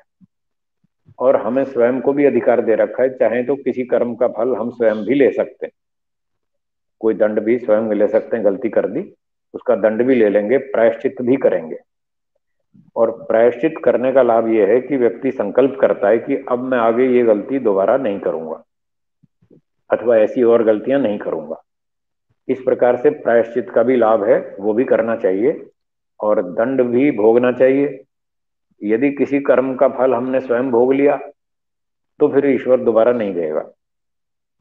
एक कर्म का फल एक ही बार दिया जाता है, ये न्याय है। 10 रुपए का अपराध किया और 10 रुपए का दंड हमने भोग लिया तो बात खत्म हो गई, फिर और दूसरा कोई नहीं देगा। और यदि हमने नहीं भोगा तो जो समाज के अधिकारी हैं वो दंड देंगे। यदि उन्होंने भी नहीं दिया, पकड़ में ही नहीं आए किसी की, पता ही नहीं चला किसी को, तो हमने भी नहीं दंड भोगा, समाज ने भी नहीं दिया, राजा ने भी नहीं दिया। ऐसे बचे हुए कर्मों का फल फिर ईश्वर देगा। तो ईश्वर भी दंड देता है, समाज भी देता है और हम स्वयं भी ले सकते हैं। जी। अच्छा गुरुजी, इसी बीच एक दर्शक ने पूछा है कि ये जो बातें आप बता रहे हैं, इसका सोर्स हम्म। क्या है, किस ग्रंथ से इस बात को आप बता रहे हैं, इन सभी बातों को? तो एक इन बार ये बातों बता का दीजिए। सोर्स सोर्स ये है, वेदों के आधार पर और ऋषियों के ग्रंथों के आधार पर मैं ये सब बातें बता रहा हूँ। मैं अपनी ओर से कुछ नहीं कह रहा, ना मैं कहता। मैंने शास्त्र पढ़े हैं। मैं 40-45 साल से इन शास्त्रों को पढ़ता हूँ, पढ़ाता हूँ, देश भर में घूमता हूँ। वेद प्रचार करना मेरा काम है, बचपन से मैं ये काम कर रहा हूँ। और अच्छे योग्य विद्वानों से, गुरुजनों से मैंने ये सारे शास्त्र पढ़े हैं। 6 दर्शन पढ़े हैं, 11 उपनिषद पढ़े हैं, मनुस्मृति, सत्यार्थ प्रकाश और महर्षि दयानंद जी के ग्रंथ पढ़े हैं, वेद भाष्य पढ़ा है महर्षि दयानंद जी का। और इन्हीं शास्त्रों को मैं पढ़ाता हूँ और इन्हीं ऋषियों के ग्रंथों को प्रामाणिक मानता हूँ। उन्हीं ग्रंथों के आधार पर मैं ये सारी बातें कह रहा हूँ। मैं अल्पज्ञ हूँ, मैं गलती कर सकता हूँ, इसलिए मैं अपनी बात कहता ही नहीं। मैं पक्की प्रामाणिक बात कहता हूँ जिसमें गलती नहीं है। इसलिए मेरी बातों को आप पूरे ध्यान से सुने, इन पर मनन करें और इन शास्त्रों का अध्ययन आप लोग भी करें। तो आपको ये सारी बातें कंफर्म हो जाएंगी कि मैंने जो कहा वो ठीक कहा। और आपकी इच्छा हो तो लाभ उठाएं, ना हो तो आपकी मर्जी, जबरदस्ती कुछ नहीं। जी। जी। अच्छा गुरुजी, काफी युवा इस हमारे साथ जुड़े रहते हैं, तो जो ये 15 या 18 साल की उम्र से कम आयु के लोग हैं, बच्चे हैं, हम्म। और अपने से हम्म। बड़ों की बात वो नहीं मानते, शिक्षकों की बात वो नहीं मानते हैं, उनकी अवज्ञा हम्म। कर देते हैं, तो ऐसों के हम्म। लिए क्या कर्म फल है? कर्म का फल तो मिलेगा, छोटे बच्चों को भी मिलेगा। 5 साल से ऊपर, अब 5 साल से छोटा तो चलो मान लेते हैं बुद्धि कम है, तो वो तो खेलता कूदता है और धीरे धीरे सीखता रहता है। जब 5 साल की उम्र में स्कूल जाने लगता है तो उसका बुद्धि का विकास शुरू हो जाता है और फिर उस पर जिम्मेदारी बढ़ती जाती है। जैसे अभी हम बात कर रहे थे कि अनजाने में गलती की, दंड तो उसका भी मिलेगा, माफी कुछ नहीं है। 3 साल का बच्चा भी चप्पल उठा के मकोड़े मारता है ना जब पीट पीट के, उसका भी दंड मिलता है। हाँ, ये नहीं समझना कि वो तो बच्चा है, अबोध है, उसको क्या दंड मिलेगा। उसको भी हम्म। मिलेगा। उसने अनजाने में गलती की है, दंड तो मिलेगा। फिर माता पिता उसको सिखाते हैं, नहीं बेटा, मकोड़े को नहीं मारना, चींटी को नहीं मारना, इसको नहीं मारना, किसी को नहीं मारना, कुत्ता है उसके साथ खेलो, आदि आदि, बिल्ली के साथ खेलो। खेलना ठीक है पर उसको दुख नहीं देना, अन्याय नहीं करना, उसको परेशान नहीं करना। तो इस तरह से जैसे जैसे बच्चा बड़ा होता जाता है तो 5 साल से ऊपर उम्र होने पर वो समझने लगता है। उम्र के हिसाब से उसकी जानकारी बढ़ती है, जिम्मेदारी बढ़ती है। 12-14 साल का हो गया, 15 का हो गया, तो वो उसकी अकल थोड़ी अच्छी विकसित हो जाती है। तो फिर वो जब गलती करता है और बताने पर भी नहीं मानता, समझाने पर भी नहीं मानता, तो वो दोषी है, उसको भी दंड मिलेगा। माता पिता देंगे तो ठीक, और माता पिता ने नहीं दिया तो स्कूल में टीचरों के सामने गड़बड़ की तो टीचर लोग उसको दंड देंगे, प्रिंसिपल साहब दंड देंगे। तो जहां भी गलती करेगा वो अधिकारी, वहां के लोग उसको दंड देंगे। अब यदि वो बदतमीजी करता है, ज्यादा उछलता है, जैसे कि विदेशों में हम सुनते रहते हैं कि वहां 12-14-15 साल के जो बच्चे हैं वो अपनी मनमानी बहुत करते हैं। और वहां की सरकार के कानून भी ऐसे हैं कि आप बच्चे को डांट नहीं सकते, थप्पड़ नहीं मार सकते, उसको दंड नहीं दे सकते। बताते हैं अमेरिका में कोई 12-14 साल के बच्चे को थप्पड़ मार दे बाप, तो उसका पड़ोसी टेलीफोन कर देता है पुलिस में, पुलिस आके उसको बाप को पकड़ के ले जाती है जेल में। तो वहां ऐसे गलत से कानून बना रखे हैं, वो ठीक नहीं। अब उन्हीं की नकल भारत में भी हो रही है, वो गलत। दंड सबको मिलना चाहिए, छोटा बच्चा हो चाहे बड़ा हो, चाहे जवान हो चाहे बूढ़ा हो, उम्र कोई कारण नहीं है किसी की माफी का। हाँ, ज्ञान का स्तर थोड़ा बहुत कारण माना जाएगा। जिसका ज्ञान कम है तो उसको दंड थोड़ा कम मिलेगा, लेकिन ज्ञान अधिक है, जानता है, सब कुछ समझता है और फिर गलती करता है, तो उतना दंड अधिक मिलेगा। तो इसलिए दंड तो देना ही चाहिए। हाँ, दंड के स्वरूप अलग अलग हो सकते हैं। जैसे हमारे शास्त्रों में ये भी बताया है कि जो 5 साल से कम उम्र के बच्चे हैं, छोटे, 2 साल के, 3 साल के, 4 साल, उनको शारीरिक दंड नहीं देना चाहिए। यानी थप्पड़ नहीं मारना, उसको पिटाई नहीं करनी, डंडा नहीं मारना। 5 साल से कम उम्र के बच्चे को, उसका मन मस्तिष्क कोमल होता है। अगर उसकी पिटाई करी तो उसके दिमाग पे गलत असर होता है उसका, और वो उसके अंदर वो जमा होता रहता है द्वेष, कि मेरे को इस आदमी ने पीटा था। वो अंदर जमा होता रहता है, फिर वो बड़ा होकर के बदला लेगा, तो उसका विकास ठीक नहीं होगा, बिगड़ जाएगा। इसलिए हमारे शास्त्रों में बताया, पंचवर्षाणी लालये, 5 साल तक बच्चे को प्रेम से चलाओ, पिटाई नहीं करना। 10 वर्षाणी ताड़ये, फिर 10 साल यानी छठे वर्ष से 15 वर्ष की आयु तक, जिसको आप आधा टीन एज हो जाती है, 15 तक, तो 5 से 15 तक 10 साल में उसको प्रेम से समझाओ। 2 बार समझाइए, नहीं माने तो फिर डांट लगाइए, और डांट से भी नहीं माने फिर थप्पड़ लगाओ। अब पिटाई कर सकते हैं थोड़ी थोड़ी। और फिर दंड से भी, थप्पड़ से भी नहीं माने तो खाना बंद कर दो, एक टाइम खाना बंद, तुम्हें दंड मिलेगा। चलो झाड़ू लगाओ, तुमने ये गलती की है, एक कमरे में झाड़ू लगाओ, पोछा लगाओ, और 1 सप्ताह के लिए तुम्हारा गार्डन सैर सपाटा बंद। ये दंड है तुम्हारे लिए, तुम गड़बड़ करते हो। 1 हफ्ते तक तुम्हारा टीवी पिक्चर बंद, सीरियल बंद, तुम्हारी मिठाई बंद, 1 हफ्ते तक कोई मिठाई नहीं मिलेगी। तो इस तरह के दंड उनको दिए जाते हैं, दिए जाने चाहिए, जिससे कि उनके दिमाग में ये प्रभाव रहे कि हम गलती करेंगे तो दंड मिलेगा। इस दंड से वो सुधर सकते हैं। और फिर 16 साल का जब बेटा बेटी हो जाए, तो शास्त्रों में लिखा है, पुत्रम मित्रवत समाचरे, प्राप्ते तु षोडशे वर्षे पुत्रम मित्रवत समाचरे। जब बेटा बेटी 16 साल के हो जाएं तो फिर उसको मित्र के समान व्यवहार करना चाहिए। फिर थप्पड़ मारना बंद, मारपीट बंद। अब मित्र को जैसे सुझाव देते हैं, सलाह देते हैं, ऐसे सलाह दो और उससे काम चलाओ। और वो फिर सवाल उठाएगा, वो कहेगा अब मेरी भी बुद्धि आ गई है, मैं पूछूंगा मैं क्यों करूं ये काम। आप कहेंगे संध्या करो, वो कहेगा मैं क्यों करूं। आप कहेंगे हवन करो, वो कहेगा मैं क्यों करूं। तो उसकी क्यों का जवाब देना है। अगर आप में इतनी क्षमता है, आप उसके क्यों का उत्तर दे सकते हैं, उसके प्रश्नों का उत्तर ठीक ठीक दे सकते हैं, तर्क से, प्रमाण से उसकी बुद्धि में बिठा सकते हैं कि हवन करने से क्या फायदा, संध्या करने से क्या फायदा, मन इंद्रियों पर कंट्रोल रखने से क्या फायदा, गंदी फिल्में नहीं देखना, गंदे लड़कों के साथ नहीं रहना है, उल्टी सीधी बदतमीजी नहीं करना, शराब नहीं पीना, सिगरेट नहीं पीना, अंडे मांस नहीं खाना, व्यभिचार नहीं करना। ये क्यों नहीं करना, उसको ये समझाइए। अगर आप समझाने में सफल हो गए कि इन बुरे कर्मों का दंड ये मिलेगा, आप थोड़े दिनों में नपुंसक हो जाएंगे। फिर आप रोते रहेंगे सारी जिंदगी, शरीर खोखला हो जाएगा, हड्डियां बेकार हो जाएंगी, काम नहीं करेगा, एक एक अंग में दर्द होगा, और अंधेरा छाएगा। 30 35 40 साल में बूढ़े हो जाओगे, आंखें काम नहीं करेंगी, चक्कर आएंगे। क्या करोगे, ये कोई लाइफ है क्या, ऐसे जीना चाहते हो, आदि आदि। उसको इस तरह से उसकी हानियां बताएं तो उसकी समझ में आएगी बात, और वो रुक जाएगा और वो गलतियां नहीं करेगा। और ब्रह्मचर्य का पालन करो, संयम से रहो, ईश्वर का ध्यान करो, हवन करो, स्वाध्याय करो, सत्संग करो, अच्छे लोगों के साथ बैठो उठो, अच्छी बात करो, परोपकार के काम करो, समाज सेवा करो। देश में कितने गरीब लोग हैं, रोगी हैं, अनाथ हैं, कमजोर हैं, विकलांग हैं, उनकी मदद करो। देखो कितना आनंद मिलेगा आपको, पुण्य भी मिलेगा। आपको भगवान ने संपत्ति दी है, शरीर स्वस्थ बलवान दिया है, सारे साधन है, उन बेचारे के पास कुछ साधन नहीं है, जाके उनकी मदद करो। इस तरह उनको अच्छे अच्छे काम सिखाए जाएं तो उनकी शक्ति क्रिएटिव वर्क में लगेगी, निर्माण के कार्यों में लगेगी। उनका भी भला होगा, देश का भी भला होगा, और गरीब का भी भला होगा, सबकी उन्नति होगी, सबको सुख मिलेगा। इस प्रकार से बच्चों को कंट्रोल करना चाहिए जी। अच्छा गुरुजी, तो फिर सबसे बड़ा प्रश्न जो मुझे ऐसा लगता है कि बहुत लोग करते रहते हैं, जब उन्हें हम्म। कर्म फल के बारे में बताइए तो वो यही कहते हैं कि छोटी बच्चियों के साथ दुष्कर्म हो रहा है, छोटे बच्चों के हम्म। को पकड़ करके उनके अंगों को काट लिया जा रहा है, भीख मंगवाया जा रहा है, आदि ऐसी बहुत सारी चीजें आज समाज में हम्म। हो रही है। तो इनके जी। विरुद्ध भगवान कुछ क्यों नहीं करता है? क्या उसे दिखाई नहीं दे रहा है?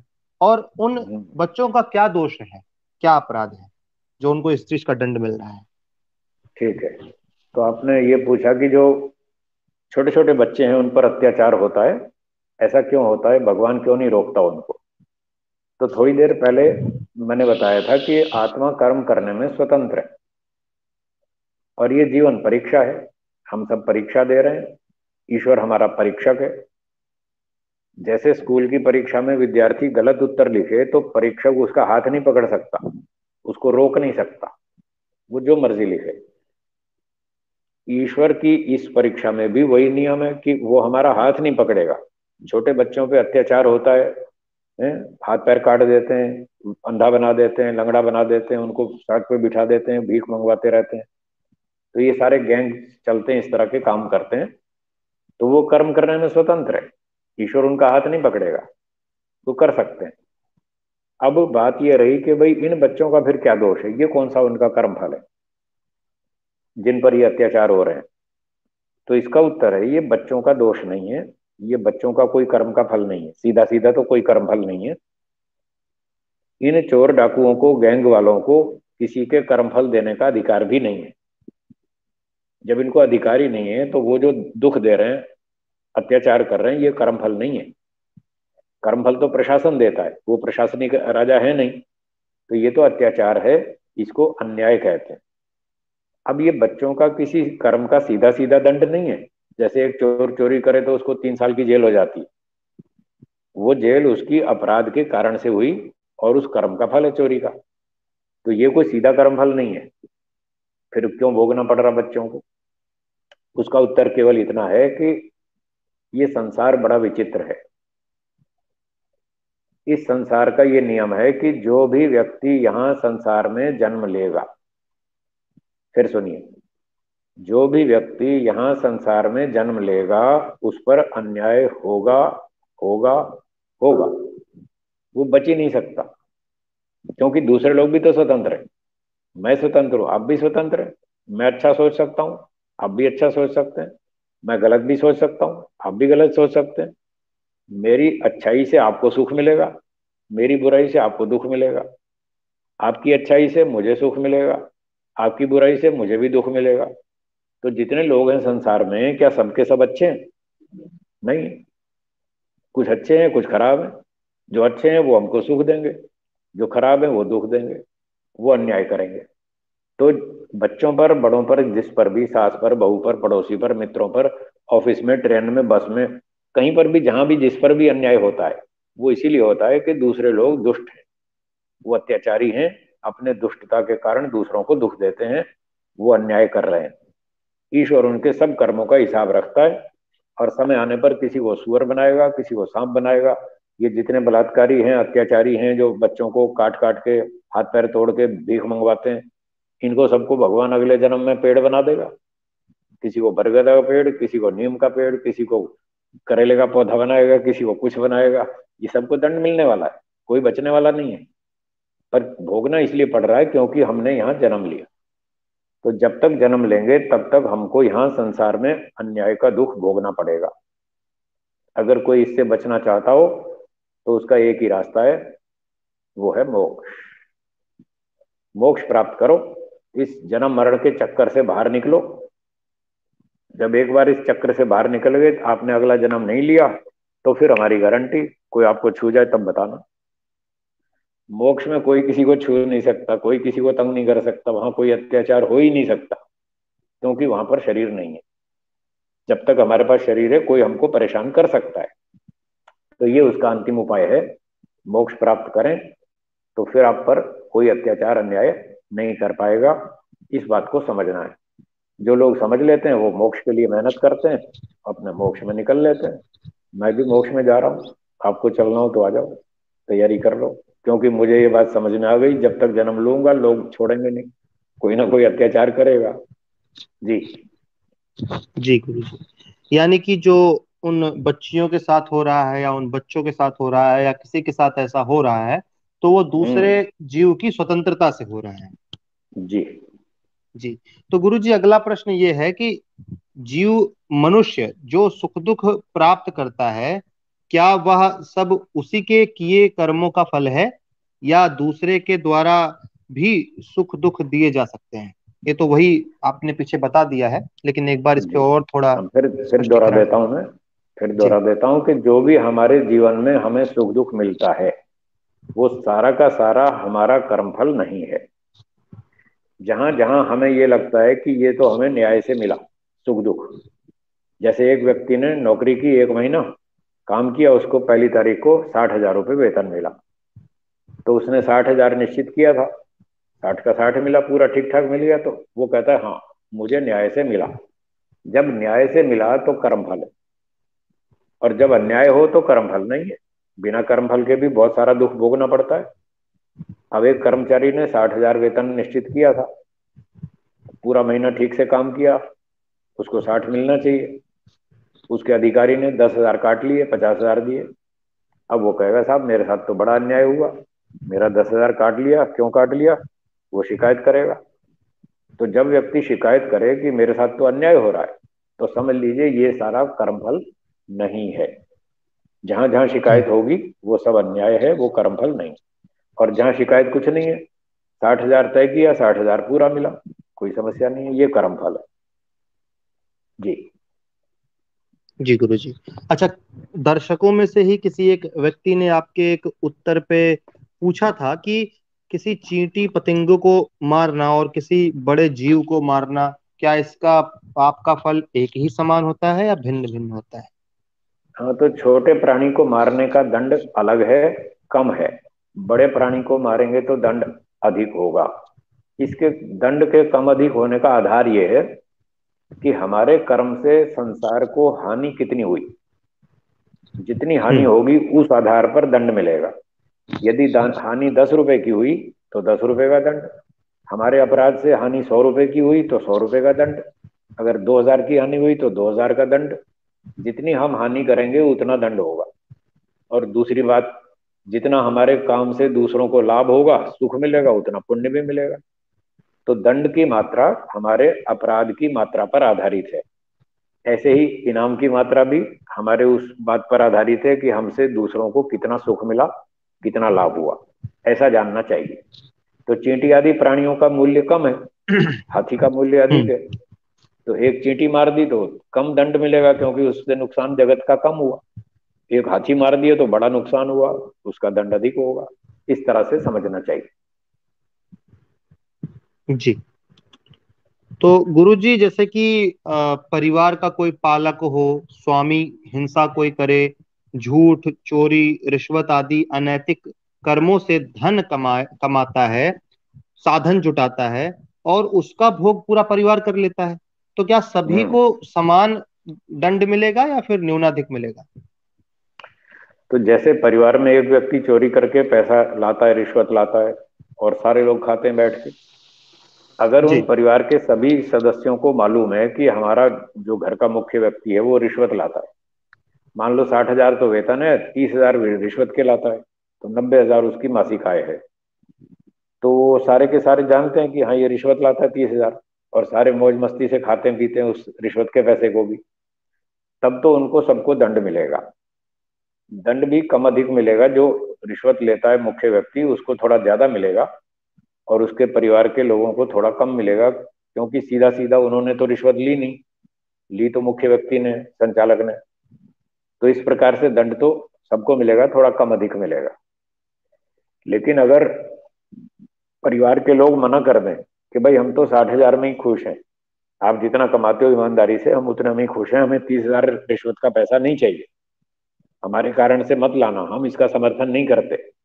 शुरू में मैंने कहा था ना, कृत कारित अनुमोदित।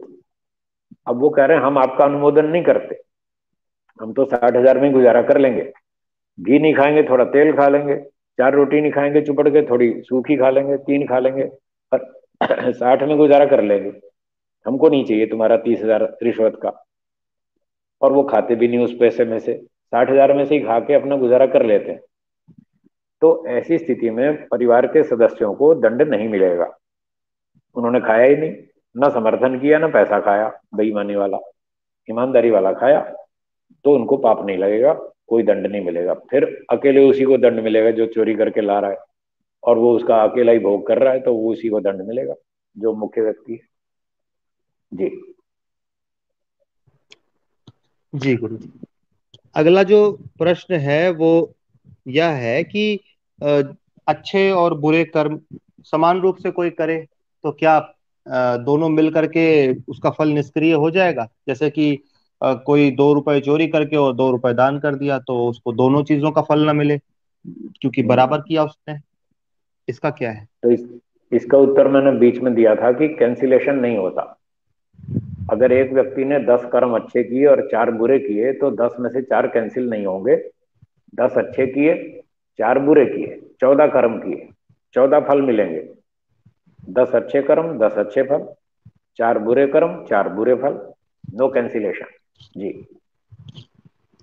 अच्छा गुरु जी, इतनी सारी बातों को सुन करके कुछ लोगों के मन में ये आता होगा कि चलिए हम्म। आपकी सारी बात सही है, लेकिन बुरे कर्म करने वाले व्यक्तियों के पास देखिए अधिक साधन है, अधिक सुविधाएं हम्म। हैं, सुख संपन्न देखे हम्म। जाते हैं, जबकि हम्म। ऐसे व्यक्ति तो सुख साधन सुविधा रहित दुखी होने चाहिए। ऐसा क्यों है? जो धनवान लोग हैं, बेईमानी करते हैं, बहुत पैसे जमा कर लिए, वो बड़े सुखी दिखते हैं। दिखते हैं, सुखी हैं नहीं। उनके पास साधन तो हैं, मकान है, मोटर गाड़ी है, नौकर चाकर है, सोना चांदी है, खाना पीना है, भौतिक सुविधाएं तो बहुत है उनके पास, पर वो सुखी नहीं है। सुख का संबंध तो मन से है। मन से तो बहुत परेशान है वो, बहुत टेंशन में है, चिंता में है। एक बड़े सेठ जी के यहाँ गया था मैं, बंबई के बड़े सेठ थे। वो कह रहे थे मैं 24 में से 23.5 घंटा टेंशन में रहता हूँ। मुझे नींद नहीं आती, मैं रात को ऐसे नींद की गोली खा के नशे में पड़ा रहता हूँ, नींद थोड़ी आती। बस आधा हम्म। घंटा सुबह मॉर्निंग वॉक पे जाता हूँ, थोड़े दोस्त मिल जाते हैं दो चार, थोड़ा हंस लेता हूँ, बस वही अच्छा लगता है। आधा घंटा घर आते ही फिर टेंशन शुरू हो जाती है। तो उनके पास पैसा बहुत है, साधन बहुत है, नौकर चाकर बहुत हैं, सुखी नहीं है। सुख नहीं है उनके पास, ये लोगों को भ्रांति है, वो बहुत सुखी है। और जो कमजोर आदमी है, ईमानदार है, मेहनती है, पुरुषार्थी है, साधन कम है उसके पास, क्योंकि दूसरे लोग उससे छीन लेते हैं, उसको साधन देते ही नहीं। और जैसे तैसे वो लेता भी है तो फिर जी। उससे भी छीन लेते हैं। तो बेचारे के पास साधन भले ही कम है, लेकिन वो जितनी शांति से सोता है रात को, और दिन भर जितना मस्त रहता है, बिना टेंशन के जीता है, ये बड़ा सुख है। तो ये समझना चाहिए, जो ईमानदार है वो सुखी है। साधन भले ही कम हो, पर वो सुखी है, मन से बहुत प्रसन्न है, शांत है। और पैसे वाला साधन संपन्न हम्म। भले ही हो, पर वो दुखी है, इस जन्म में भी परेशान है, और अगले जन्म में फिर ईश्वर उसको बताया था, शेर भेड़िया बैल घोड़ा कुत्ता हाथी बंदर बनाएगा, वृक्ष बनाएगा, छोड़ेगा थोड़ी। तो इसलिए ये देख करके हमें सेठों की नकल नहीं करनी चाहिए कि बहुत धनवान है और बहुत सुखी है। बिल्कुल नहीं करनी चाहिए। मेहनत से कमाओ, 2 रोटी कमाओ, प्रभु का गुण गाओ, खाओ पियो और मस्त रहो, ये जीवन अच्छा है। जी। अच्छा गुरुजी, एक बात और ज्यादा देखी जाती है कि महिला पुरुष, तो महिला हम्म। सोचती है कि मैं पुरुष होती, या मुझे ईश्वर ने महिला क्यों बना दिया, मैं पुरुष होती तो हम्म। ये कार्य कर लेती। यही ठीक पुरुष भी सोच सकता है कि महिला होता तो घर में रहता सही था, ये पुरुष बन गया, पूरा घर के सारे काम देखना, पूरी जिम्मेवारी देखना। तो ये जो महिला और पुरुष, स्त्री और पुरुष जो जन्म मिलता है, क्या ये भी किसी कर्मों का फल है? हाँ, स्त्री का जन्म, पुरुष का जन्म, ये भी कर्मों का फल है। देखिए, किसी आत्मा को स्त्री का शरीर दिया, किसी को पुरुष का दिया। किसने दिया? ईश्वर ने। ईश्वर ही देता है, और तो किसी के बस का नहीं है। अब जी। ईश्वर है न्यायकारी। जो न्यायकारी होता है, बिना कर्म के फल देता नहीं। तो सीधी बात है, जो भी दिया है शरीर, वो कर्मों का फल है। ईश्वर ने दिया, इसलिए मनुष्य ने दिया होता तो हम शायद सोच भी सकते थे कुछ अन्याय किया होगा, कुछ गड़बड़ की होगी, घोटाला किया होगा। पर ये तो ईश्वर का दिया हुआ है शरीर, स्त्री का हो या पुरुष का, जो भी है ईश्वर ने दिया। ईश्वर न्यायकारी है, वो घोटाला कभी नहीं करता। तो ये सब कर्मों का ही फल है। जी। जी। इसके बाद गुरुजी, दो तीन और प्रश्न मेरे बचे हुए हैं, उसके बाद कुछ हम्म। दर्शकों के भी प्रश्न ले लिए जाएंगे। तो गुरु ठीक जी, है। अगला प्रश्न ये है कि व्यक्ति जब 50% से अधिक पाप करता है तो पशु हम्म। आदि नीच शरीर में जाता है, पुनः हम्म। उसे मनुष्य शरीर कब मिलता है? तो आप इसमें दो चीज बता दीजिए कि क्या 50% से अधिक पाप करने पर सच में पशु योनि मिलती है, और अगर मिलती है तो फिर मनुष्य योनि कैसे मिलेगी? क्योंकि पशु तो फिर से कर्म करके अच्छा का हम्म। कर्म तो करेगा नहीं कि मनुष्य योनि मिल जाए। इसके पीछे का इस क्या है? प्रश्न हाँ, इस प्रश्न के उत्तर के लिए आपको तीन नियम छोटे छोटे समझने होंगे। मैं जल्दी से बताता हूँ। पहला जी। नियम, एक व्यक्ति अपने पूरे जीवन में मान लीजिए 50% अच्छे काम करता है और 50% बुरे, तो बराबर होने पर उसको सामान्य मनुष्य का जन्म मिलेगा। अगले जन्म में फोर्थ क्लास फैमिली में, सामान्य परिवार में जन्म मिलेगा। ये पहला नियम। दूसरा, यदि कोई व्यक्ति अच्छे कर्म 50 से अधिक करता है, 60 70 80 अच्छे कर्म, और बुरे कम करता है 20 30, तो ऊंचे हम्म। विद्वान धनवान बुद्धिमान चरित्रवान विद्वान के घर में जन्म मिलेगा, तो उसको उतनी ही सुविधाएं अच्छी मिलेंगी। ये दूसरा नियम। तीसरा नियम, यदि बुरे कर्म 50 से ज्यादा कर डाले, 70% पाप किए किसी ने और पुण्य किए 30%, तो अब उसको मनुष्य जन्म नहीं मिलेगा। अगला पशु पक्षी कीड़ा मकोड़ा वृक्ष वनस्पति, जहां भी ईश्वर उसके कर्मानुसार भेजेगा वो भेज देगा। फिर अगला जन्म तत्काल मनुष्य का नहीं मिलेगा। अब पशु पक्षी योनियों में भेज दिया, तो वहां तो कल कर्म करने की ज्यादा छूट है नहीं। न बुद्धि है, न पढ़ाई लिखाई है, न हाथ पैर है, न कोई साधन है, न कोई वाणी है, कुछ नहीं है। तो वो वापस कैसे लौटेगा मनुष्य योनि में? उसका उत्तर सुनिए। उसी उदाहरण को लेता हूं। मान लीजिए किसी ने, मनुष्य ने 70% पाप कर दिए पूरे जीवन में, पुण्य किए तीस हम्म। प्रतिशत अब 70 और 30 में कितना अंतर है? डिफरेंस 40 का।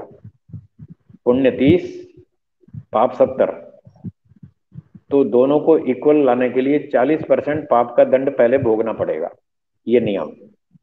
तो हम्म। 70 में से 40 पाप प्रतिशत पाप का दंड उसको पशु पक्षी कीड़े मकोड़े में 10 20 50 योनियों में ईश्वर दंड दे देगा। अब वो कितनी में देगा वो जाने, हमें नहीं पता। मान लो 50 योनियों में उसने 40% पाप का दंड भोग लिया। अब 70 में से 40 भोग लिया, कितना बचा? 30। 30। और 50 जन्म पहले जब मनुष्य था तब उसने 30% पुण्य भी कमाए थे, जो उसके खाते में हम्म। रखे हैं। तो 30 पुण्य और 30 पाप दोनों बराबर हो गए। अब जब बराबर हो गए तो लौट के फिर वही नियम लगेगा पहले वाला, कि फिर सामान्य परिवार में लौट आएगा, कीड़े मकोड़े से अपना दंड पूरा करके फिर फोर्थ क्लास फैमिली में ईश्वर उसको जन्म देगा। इस तरह से पशु पक्षी योनि से वापस आएगा। पशु पक्षी बनकर कोई नए पुण्य नहीं कमाएगा कि जिसके आधार पर उसको मनुष्य बनाया जाए। ऐसी बात। ठीक है जी। जी। तो गुरु जी फिर मतलब बहुत जन्मों के बाद मतलब उसको मनुष्य जन्म मिलता है। मिल तो जी। धरती पर अब तो धरती पर लेकिन अब बहुत कम मात्रा में अच्छे कर्म हो रहे हैं, बुरे हम्म। कर्म ज्यादा हो रहे हैं। इस हम्म। हिसाब से है मनुष्यों की बैटरी। जो है क्या कहते हैं, संख्या कम होनी चाहिए ना, लेकिन हाँ जी, हाँ जी। मनुष्य भी बहुत बढ़ रहे हैं। हम्म। तो ऐसा क्यों हो रहा है? जी। ऐसा इसलिए हो रहा है कि देखिए, मान लीजिए दिल्ली की संख्या सुबह 2 करोड़ है, सुबह 6 बजे, और 10 बजे उसकी संख्या हो गई 1 लाख बढ़ गई। तो 1 लाख कहाँ से आ गए? कोई सोनीपत से आया, कोई रोहतक से आया, कोई बहादुरगढ़ से आया, कोई गाजियाबाद से आया, कोई फरीदाबाद से आया। इतने लोग यहाँ आ गए। जब यहाँ हम्म। आ गए दिल्ली में तो 1 लाख संख्या बढ़ गई। तो जहां जहां से आ गए वहां उतनी उतनी घटेगी भी सही, घटेगी भी सही। तो हम्म। जितने लोग सोनीपत से दिल्ली आएंगे उतने लोग सोनीपत में कम हो जाएंगे। मनुष्य तो वही के वही है। तो इसी तरह से जब मनुष्यों में संख्या बढ़ती है तो इसका अर्थ है कीड़े मकोड़े में कम होगी। आत्माएं तो फिक्स है। तो मनुष्यों हम्म। की संख्या जो बढ़ रही है वो इसलिए बढ़ रही है कि कीड़े मकोड़े में से अपना दंड पूरा भोग लिया और वो लौट करके वापस मनुष्य योनि में आ गए। उनका नंबर आ गया, ईश्वर ने उनको मनुष्य योनि में पहुंचा दिया वापस। अच्छा, अब मान लीजिए सुबह 10 बजे दूसरे सिटीज से, नगरों से जो दिल्ली में लोग आए वो 1 लाख थे। उनमें से 50,000 तो वापस चले गए शाम को, अपने अप डाउन करते हैं वो घर चले गए। लेकिन 50,000 वहीं रुक गए दिल्ली में। उन्होंने सोचा भाई कल फिर आना पड़ेगा, चलो आज रात यहीं रुक जाते हैं, कोई काम भी निकल आया होगा, इसलिए वो रात को वहीं रुक गए। तो अब जो थी, अब कल तो संख्या थी 2 करोड़ और आज 50,000 अधिक है। ये बढ़ गई ना संख्या। इसलिए बढ़ गई कि जब सुबह आए थे वो आए थे 1 लाख, और शाम को जब गए तो 50,000 गए, तो यहाँ की संख्या बढ़ गई। ठीक है, वापस कम गए और एंट्री ज्यादा हुई दिल्ली में, इसलिए संख्या बढ़ गई। अब यही बात यहाँ पर है कि मनुष्य योनि में जो आत्माएं लौट रही हैं और उनकी इनकमिंग हो रही है मनुष्य योनि में, वो तो हो रही है ज्यादा, और जो आउट गोइंग है वो हो रही है कम। मतलब बच्चे तो पैदा ज्यादा हो रहे हैं और लोग मरते हैं कम। 100 पैदा होते हैं, मरते हैं 20 30, तो मरने वाले कम हैं। मतलब मरने वाले कम हैं। क्यों क्यों कम मरते हैं? इसलिए कि मेडिकल साइंस ने आजकल बहुत अच्छी प्रोग्रेस कर ली है। आजकल 20 30 साल पहले जितनी मेडिकल साइंस की प्रोग्रेस थी, आज उससे बहुत ज्यादा है। तो आज की स्थिति में मेडिकल साइंस वाले रोगियों को मरने नहीं देते। किसी को डायलिसिस पे लगा देते हैं 5 साल के लिए, वो बेचारा मरता ही नहीं। किसी को हार्ट की समस्या आई, उसका बाईपास सर्जरी कर दी, किसी का स्टंट लगा दिया, किसी का कुछ लगा दिया। तो इस प्रकार से मरने वालों की संख्या कम हो गई और पैदा होने वालों की संख्या बढ़ गई। इसलिए यहाँ पर संख्या बढ़ रही है मनुष्यों में, ये कारण है। जी।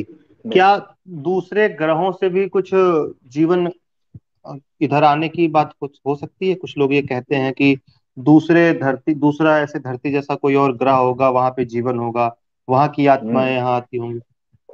हाँ, ये हो सकता है, बिल्कुल हो सकता है। दूसरे ग्रहों से भी आत्मा यहाँ आ जाती है, ईश्वर का काम है, वो व्यवस्था करता रहता है। वहां से भी 2 4 5 यहाँ भी आ सकती हैं, कोई समस्या नहीं है।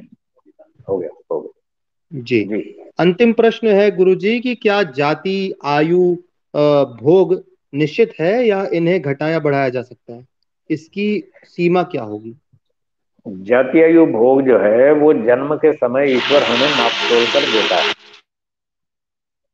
नाप तोल कर देता है। मान लीजिए आपने एक दुकान पर गए सामान खरीदने, तो 1,000 रुपया दिया तो 1,000 रुपये का सामान मिल गया। वो फिक्स होगा ना 1,000 का, भाई इतना मिलेगा, तो उतना मिल गया आपको।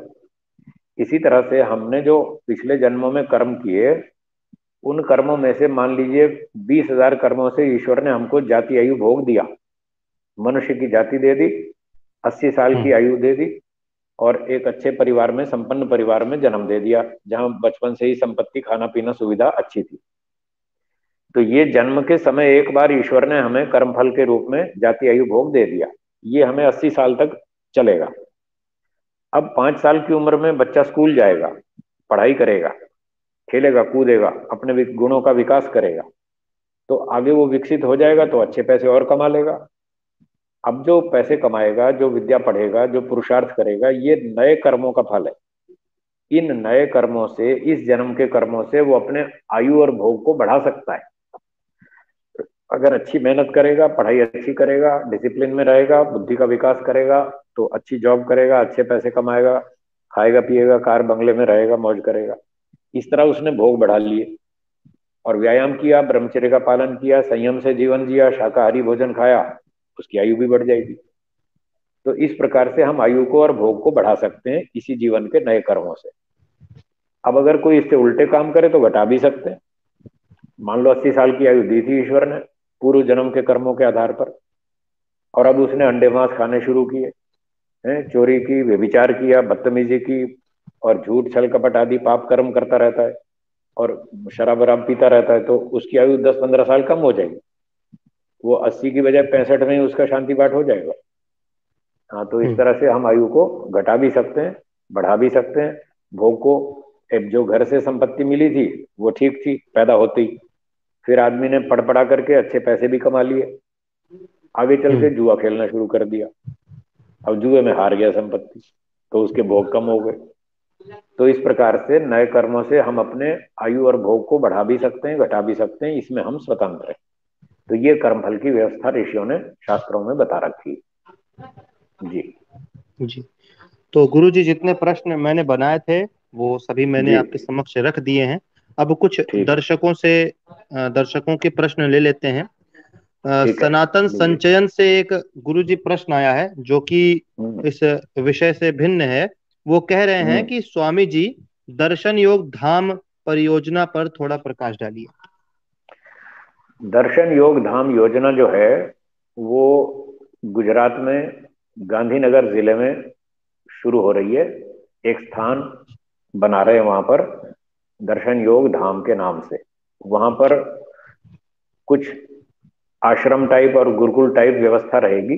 कुछ ब्रह्मचारी लोग पढ़ेंगे और वानप्रस्थी लोग रहेंगे, सन्यासी लोग रहेंगे। जो प्रचारक लोग हैं, वेद प्रचारक, उनको रखेंगे। उनकी खाने रहने की सारी सुविधाएं बनाई जाएंगी और वे अपना वृद्धावस्था भी वहाँ काट सकते हैं आराम से। उनके लिए सब प्रकार की सुविधाएं होंगी, पठन पाठन व्यवस्था होगी। और इस तरह की एक योजना है। तो आप लोग उसमें अगर रुचि रखते हो तो अच्छी बात है, वहाँ संपर्क करें। आचार्य प्रियेश जी उसके, दिनेश जी, आचार्य दिनेश जी, आचार्य प्रियेश जी, ये लोग उसके मुख्य कार्यकर्ता हैं जो इस काम को संभालते हैं। उनसे संपर्क करें और वे आपको और विस्तार से बता देंगे। जी। जी, अगला प्रश्न रोहित शर्मा जी का है कि साधारण मनुष्य को कैसे पता कि यह जो कार्य वो कर रहा है वो मोक्ष के लिए कर रहा है। तो देखिए, मोक्ष के लिए वो व्यक्ति कर्म करता है जिसको संसार से वैराग्य हो जाए। संसार के सुख उसको नहीं चाहिए। उसको यहाँ पर दुख दिखता है संसार में। वो बार बार जन्म लेना नहीं चाहता। शास्त्रों को पढ़ता है, अध्ययन करता है, संसार के व्यवहार को देखता है, लोगों को देखता है कि यहाँ पर तो अन्याय अत्याचार बहुत है, यहाँ बार बार जन्म लेने में कोई फायदा नहीं है, मोक्ष में जाना चाहिए। तो हम मोक्ष के लिए क्या करें? वह वेदों को पढ़ेगा, शास्त्रों का अध्ययन करेगा, परोपकार समाज सेवा करेगा, जो भी उसके पास संपत्ति है उसमें से थोड़ा दान भी करेगा। और इस प्रकार से जब वो मोक्ष को लक्ष्य बनाकर जब कर्म करेगा तो उसको पता चल जाएगा कि मैं मोक्ष के लिए काम कर रहा हूँ। और जब तक उसको इतनी जानकारी नहीं है, मोक्ष में रुचि नहीं है, उसको संसार में ही सुख दिखता है, तो वो तो फिर संसार के सुख के लिए ही काम करेगा। इसी पर्पज से करेगा कि मुझे यहाँ सुख मिलेगा। लाइट जला दो। तो इस प्रकार से वो पता लगा सकता है कि मैं सांसारिक सुख के लिए काम कर रहा हूँ या मोक्ष के लिए कर रहा हूँ। जी। जी, शैलेंद्र नाथ जी पूछ रहे हैं, ओम नमस्ते स्वामी जी, मुक्ति से लौटने और फिर जन्म लेने में क्या यह भी कर्म फल है। जी हाँ, मुक्ति से लौटेंगे फिर वापस जन्म लेंगे, ये भी कर्मों का फल है। जैसे अभी बताया था, दो प्रकार के कर्म हैं, सकाम और निष्काम। जब सकाम कर्म करेंगे तो जाति आयु भोग संसार में जन्म मिलेगा, और निष्काम कर्म करेंगे तो उसका फल मोक्ष में मिलेगा। जब मोक्ष का फल पूरा हो जाएगा, मोक्ष भी एक सीमित समय के लिए, लिमिटेड टाइम है उसका, वो भी कर्मों का फल निश्चित है। 36,000 बार ये सृष्टि बनती है और 36,000 बार प्रलय होती है, नष्ट होती है। दोनों टाइम मिला करके इतना समय मुक्ति का है। जब ये मुक्ति का समय में हम आत्मा मोक्ष में रहेंगे, ईश्वर का आनंद ले लेंगे, फिर वो हमारा कर्मफल पूरा हो जाएगा। और जो हमारे खाते में सकाम कर्म बचे हुए हैं, उन बचे हुए कर्मों का फल भोगने के लिए फिर संसार में वापस लौटना पड़ेगा, और कर्मों के फल से ही हमको यहाँ वापस जन्म मिलेगा। तो इस तरह से जाना भी मोक्ष में, वो भी कर्म फल है, और लौट के फिर जन्म लेना, ये भी कर्म फल है। मुफ्त में कुछ नहीं। जी। छाया पटेल जी पूछ रही हैं, गुरु जी नमस्कार स्वामी जी, हमें मन में जो विचार आते हैं रहते हैं उसका जिम्मेदार हमारा अपना आत्मा है या ईश्वर देते हैं विचार। हमारे मन में जो विचार आते हैं उसके जिम्मेदार हम खुद हैं, स्वयं हैं। ईश्वर कोई विचार अपनी ओर से नहीं देता। जैसे बताया था, कर्म करने में हम स्वतंत्र हैं। तो हमारे पास अपनी पिछली संपत्ति है संस्कार के रूप में। उन संस्कारों से हम विचार उठाते रहते हैं और उनसे योजनाएं बनाते हैं और उनसे आगे नए कर्म करते हैं। ये सारी जिम्मेदारी हमारी है। ईश्वर का हम पर इस तरह का कोई दबाव नहीं है। ईश्वर तो हमारा एक मित्र है, एक गुरु है, एक आचार्य है। वो हमारा सलाहकार है, हमको हर समय सलाह देता रहता है। जब हम गलत योजना बनाते हैं, गलत विचार उठाते हैं, तो ईश्वर सूचना देता है मित्र के समान, भाई ये काम ठीक नहीं है, मत करो। बस इतनी सलाह उसकी तरफ से होती है। और यदि वो काम अच्छा है, हमारा विचार अच्छा है, योजना ठीक है, तो ईश्वर हमें सपोर्ट कर देता है, करो करो, शाबाश, बहुत अच्छी बात है, खूब करो, इस तरह से। जी। जी। अगला प्रश्न कयूर जी का है। ये पूछ रहे हैं कि प्रथम कर्म क्या है? पहला कर्म या जी। प्रधान कर्म? ये प्रधान कर्म लिखा है सामने, तो प्रधान पूछ हाँ, रहे हैं या प्रधान कर्म जी। प्रधान प्रधान? कर्म अच्छा, क्या है? प्रधान कर्म जी। का मतलब है कि हमने मान लीजिए 100 कर्म किए एक जीवन में, और 100 कर्म सारे तो एक जैसे हैं नहीं, इसलिए इन सारे कर्मों का फल तुरंत अगले जन्म में नहीं मिलेगा। अगले जन्म में कुछ कर्मों का फल मिलेगा, और जो हमें अगले जन्म में देने वाले बलवान कर्म हैं, उनका नाम है प्रधान कर्म। मान लीजिए 100 में से 80% कर्म ऐसे हैं जो आपस में बढ़िया हैं और मैच करते हैं, जिनका फल अगले जन्म में मनुष्य योनि में मिल सकता है। तो उन 80% कर्मों का नाम है प्रधान कर्म। बाकी जो 20% कर्म बच गए, जिनका फल इन 80 से मैच नहीं करता, मान लो 2% कर्म ऐसे हैं जिसका फल है कौवे की योनि में मिलेगा, 2 कर्म ऐसे हैं जिसका फल कुत्ते की योनि में भोगना है, और 80% ऐसे हैं जिसका फल मनुष्य योनि में भोगना है। तो ऐसे 2-2% वाले जो छोटे छोटे कर्म हैं, 20% टोटल, उनका नाम है गौण कर्म। वो हमारे खाते में जमा हो जाएंगे। और 80% कर्म जो हमें तुरंत अगला जन्म देंगे, उसका नाम है प्रधान कर्म। और जो अब 80% हमने किए, इससे मिलते जुलते कर्म जो हमारे स्टॉक में है, वो 10-20% वहां से पीछे से निकल कर आएंगे और इस 80 में जुड़ जाएंगे। इस तरह से 100 कर्मों का फल हमको अगला जन्म मिल जाएगा। तो जो इसी जन्म के मुख्य कर्म हैं, जिसके आधार पर हमको अगला जन्म डिसाइड होने वाला है, उन कर्मों का नाम है प्रधान कर्म। जी। आर्य योगाभ्यास पूछ रहे हैं, नमस्ते आचार्य जी। जब हम कृषि कार्य करते हैं, उसमें लाखों जीव की हत्या हो जाती है, तो उसमें पाप कितना लगता है? खेती में कुछ प्राणी मरते हैं, कीड़े मकोड़े आदि, चींटियां आदि कुछ मर जाते हैं, उसका पाप थोड़ा सा लगता है। और उसके साथ में जो हम अनाज पैदा करते हैं खेती में, उससे लाखों हजारों मनुष्यों की और गाय घोड़े पशु पक्षियों की रक्षा होती है, उसका पुण्य भी मिलता है। तो बहुत सारा 80-90% पुण्य होता है, और 10-20% उसमें पाप लगता है। तो कुल मिलाकर पुण्य का भाग अधिक है। इसको मिश्रित कर्म कहते हैं। तो जिसमें पुण्य का भाग अधिक हो, वो काम कर लेना चाहिए, इसलिए खेती कर सकते हैं, कोई दिक्कत नहीं। और जिसमें पाप की मात्रा अधिक हो, पुण्य 10% ही हो और पाप 80-90% हो, वो काम नहीं करना चाहिए। चोरी डकैती लूट मार हत्याएं आदि, इस तरह के पाप नहीं करने चाहिए। खेती कर सकते हैं। जी। जी। राकेश कश्यप जी पूछ रहे हैं कि नास्तिक लोग तो हर बात का सबूत मांगते हैं, उनको कैसे हम्म। समझाया जाए? तो आपको, नास्तिक लोग जो प्रमाण मांगते हैं, उसके लिए आपको प्रमाण शास्त्र में एक्सपर्ट होना पड़ेगा। प्रमाण शास्त्र है न्याय दर्शन। तो जो लोग नास्तिकों को पढ़ाना समझाना चाहते हैं, वो न्याय दर्शन पढ़ें, खूब अच्छी तरह से पढ़ें, बार बार पढ़ें, वर्षों तक पढ़ें, तब जाके उनको ये कलाकारी बनेगी कि वो नास्तिकों को समझा सकें। मैं इस न्याय दर्शन को पढ़ता हूँ, और करीब 40-42 साल से पढ़ रहा हूँ, पढ़ाता भी हूँ। करीब करीब 125 बार मैं इस न्याय दर्शन को पढ़ चुका हूँ। इसलिए मुझे बहुत अच्छा मालूम है कि आस्तिकों को कैसे समझाना है, नास्तिकों को कैसे समझाना है। मैं दोनों तरह के लोगों को समझा सकता हूँ, पर शर्त यह है कि वो समझना चाहते हो। 3 शर्तें हैं। जो व्यक्ति समझना चाहता है उसको मैं समझा सकता हूँ। जिसमें ये 3 बातें नहीं होंगी, उसको कोई भी नहीं समझा सकता। पहली बात, उसमें समझने वाले में आईक्यू लेवल अच्छा होना चाहिए, बुद्धि का स्तर ऊंचा होना चाहिए, जो कठिन बात को समझ सके। दूसरी बात, उसमें सच्चाई और ईमानदारी होनी चाहिए कि जो बात प्रमाण और तर्क से समझाई जाएगी, उसको वो स्वीकार करेगा। स्वीकार करने की हिम्मत उसमें होनी चाहिए, ईमानदारी होनी चाहिए, हठ दुराग्रह ना हो।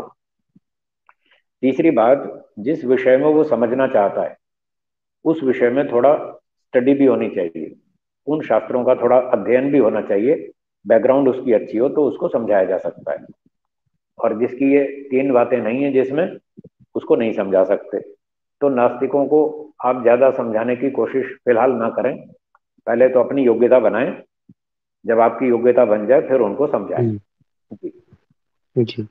एक्स बॉय जी कोई करके हैं, वो पूछ रहे हैं, प्रणाम स्वामी जी, मेरा यह प्रश्न है कि कभी कभी किसी दुर्घटना के कारण हमारी हानि हो जाती है, तो क्या हम्म। इसकी भरपाई ईश्वर करता है अथवा नहीं? अगर आपने अपनी पूरी सावधानी रखी और सुरक्षा के साधन पूरे थे, मेहनत पूरी की, उसके बावजूद भी कोई व्यक्ति अन्याय कर गया और आपकी नुकसान हानि कर गया, तो फिर ईश्वर उसकी भरपाई करेगा। God will compensate. ईश्वर आपके नुकसान की पूर्ति कर देगा। जी। जी। एक अंतिम प्रश्न है, पहले मैं देख लूं कि ये प्रश्न है या फिर नहीं। जी देखिए।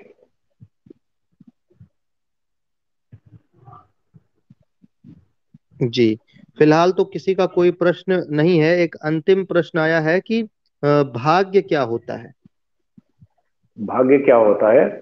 इसका उत्तर है कि जो हमने कर्म कर लिए, चाहे इस जन्म में चाहे पिछले जन्मों में, जो हमने कर्म कर लिए, हमारे द्वारा ही किए गए कर्म है, उन हमारे कर्मों का जो फल हमको मिलता है, उसका नाम भाग्य है। तो जैसे बताया था, कुछ कर्मों का फल इस जन्म में मिलता है, कुछ का आगे मिलेगा। जो हमारे कर्मों का फल हमको मिलता है वो भाग्य है।